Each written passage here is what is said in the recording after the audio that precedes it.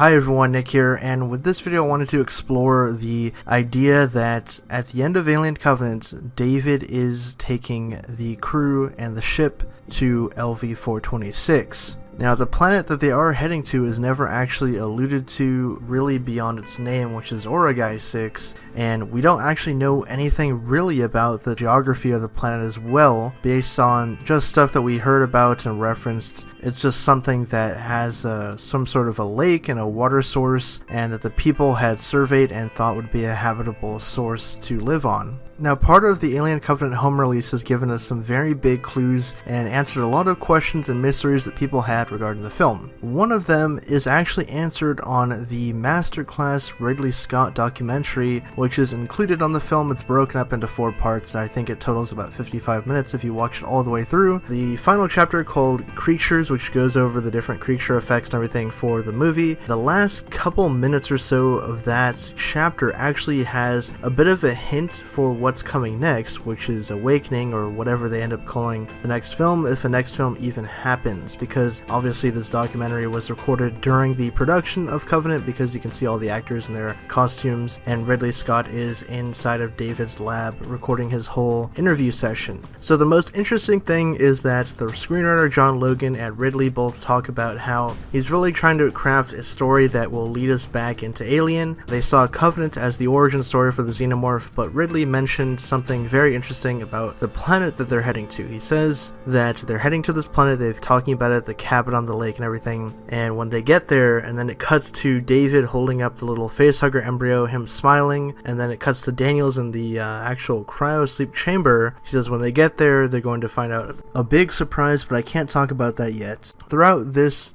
discussion too, they're also referencing how Alien, the original film, introduces to the Xenomorph, Prometheus introduces the engineers, and now Covenant is set a few years before the first Alien, so they're sort of slowly backing into Ripley sitting on the bridge of the Nostromo. So this is very much leading me to believe that the planet is going to be LV-426. Now, I have a couple reasons for believing this. One is the way that they allude to the planet and how Ridley's being kind of coy about it in the actual documentary clip, where he's sort of being like, yeah, they're going to go to this planet, and then what comes next is going to be a huge surprise to everybody, and it kind of flashes, you know, the alien embryo, the facehugger embryo. And I think there was another interview too a couple months ago where Ridley sort of talked about it, saying that Awakening, or whatever the next chapter would be, would involve, I think, 3 or 4 major players, and one of them being the engineers. He confirmed their return. They were all going to clash at this planet, but he kept saying the planet. Like, he didn't refer to it as just like, oh, it's just this planet. He said the planet. And when you actually think of Alien, there's only really one planet that comes to mind, and that's LV-426, the planet that has been in the first 2 films, and it's the only planet that Ridley's ever worked on in the franchise, apart from LV-223 and now Planet 4, which is where Covenant took place on. So it makes perfect sense to me that